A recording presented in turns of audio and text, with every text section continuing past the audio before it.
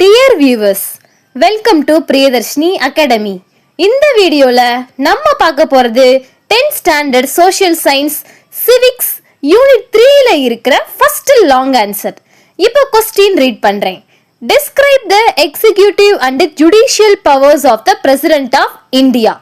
எக்ஸிக்யூட்டிவ்னா நிர்வாகம், ஜுடிஷியல்னா நீதித்துறை. இங்க என்ன கேட்டிருக்காங்கன்னா, இந்தியால பிரசிடென்ட்டோட நிர்வாகம் நீதித்துறை சார்ந்த பவர்ஸை பத்தி கேட்டிருக்காங்க.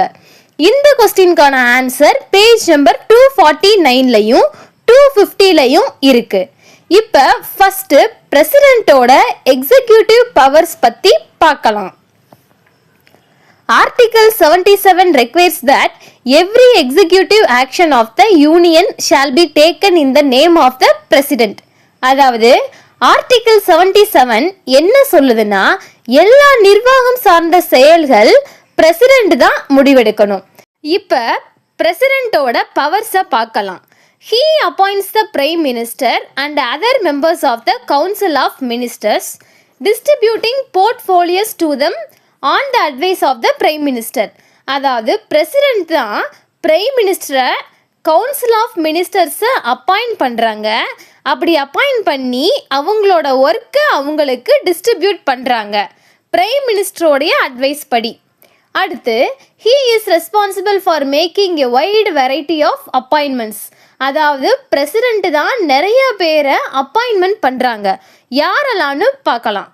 These include the appointment of governors of state. இந்தியாவில் இருக்கிற எல்லா ஸ்டேட்ஸ்க்கும் கவர்மெண்ட்டை அப்பாயின்மெண்ட் பண்ணுறது பிரசிடென்ட் தான். அடுத்து the chief justice and other judges of the supreme court and high courts, the attorney general. அதாவது இந்தியாவுக்கு the chief justice-ஐயும் சுப்ரீம் கோர்ட் ஹை கோர்ட் ஜட்ஜஸையும் அட்டார்னி ஜெனரல்னா அட்வைசர் இவங்களை எல்லாம் அப்பாயின்மெண்ட் பண்ணுறதும் பிரசிடென்ட் தான்.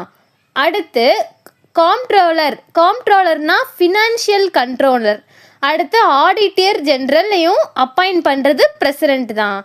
அடுத்து the chief election commissioner other election கமிஷனர்ஸையும் த சேர்மேனையும் other members of the union public service கமிஷனையும் அம்பாசடர்ஸ் அண்ட் ஹை கமிஷனர்ஸையும் அப்பாயின்மெண்ட் பண்ணுறது பிரசிடென்ட் தான்.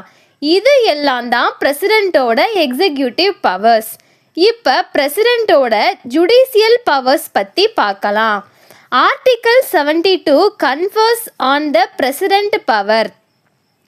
ஆர்டிகிள் 72 பிரசிடென்ட்டோட பவர் பற்றி என்ன சொல்லுதுன்னா, பிரசிடென்ட்டுக்கு எதுக்கெல்லாம் பவர் இருக்குன்னா, டு கிராண்ட் பேர்டன்ஸ்னா மன்னிக்கிறது, ரெப்ரைஸ்னா தண்டனையை தள்ளி வைக்கிறது இல்லை தண்டனையை நிறுத்துகிற பவர் இருக்குது.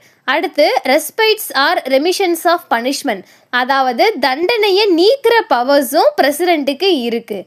அடுத்து to commute the sentence of any person convicted of an offence, அதாவது குற்றம் சாட்டப்பட்ட எந்த ஒரு நபரின் தண்டனையையும் குறைப்பதற்கு பவர்ஸ் இருக்குது நம்ம பிரசிடென்ட்டுக்கு. இது எல்லாம் தான் பிரசிடென்ட் ஆஃப் இந்தியாவோட ஜுடிஷியல் பவர்ஸ். இதோட இந்த கொஸ்டின் ஓவர். இந்த வீடியோ உங்களுக்கு பிடிச்சிருந்தா லைக் பண்ணுங்க, ஷேர் பண்ணுங்க, மறக்காம நம்ம சேனலை சப்ஸ்கிரைப் பண்ணுங்க.